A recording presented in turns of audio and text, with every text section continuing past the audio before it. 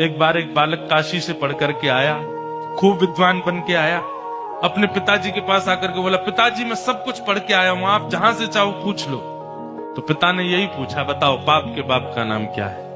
नहीं बता पाया। बोले ये तो नहीं पढ़ाया गुरुजी ने। बोले ढूंढ के आओ कौन है पाप के बाप। बालक ने कल पढ़ा ढूंढने के लिए, तभी 2-3 दिन निकल गए, कहीं से उत्तर नहीं मिला पाप का बाप कौन। तभी एक घर के बाहर गौ माता खड़ी थी, तुलसी का पौधा लगा था।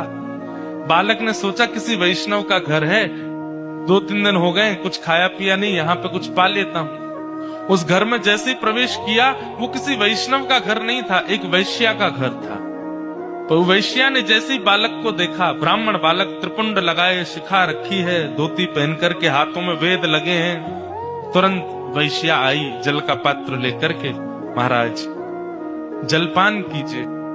तो ब्राह्मण ने तुरंत जल लिया, पान किया, पान करके बोली, ये घर मुझे लगता है किसी वैष्णव का है, गोबर का चौका लगा है, बाहर गैया है, तुलसी का पौधा है, आप निश्चित ही कोई वैष्णव हैं। वैश्या बोली, वैष्णव का तो नहीं पता मैं हूं कि नहीं, पर मैं एक नगर वैश्या हूं। जैसे ही कहा नगर वैश्या, ब्राह्मण बालक तो तुरंत बाहर गया, वमन करने लगा, अपने पेट में हाथ लगाने लगा, पानी निकालने लगा बाहर। वैश्या बोली, क्या कर रहे हैं आप? बोले, पाप का बाप ढूंढने निकला था, वो तो मिला नहीं, तुम्हारे घर पर आके जल पी लिया, पाप और कर दिया मैंने। अरे तुम्हारे घर का पिएंगे हम, तुम्हारे हाथ का खाएंगे हम। जैसे ही सुना कि पाप के बाप को खोजने निकले थे, वैश्या ने मन में सोचा, ज्यादा दूर नहीं जाने दूंगी, यहीं मिलाती हूं।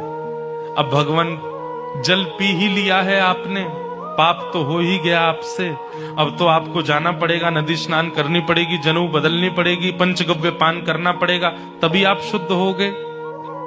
ब्राह्मण बोले, और नहीं तो ये सब करना पड़ेगा तभी शुद्ध होऊंगा मैं। तो जब पाप हो ही गया है तो थोड़ा और कर लीजिए। बोले मतलब?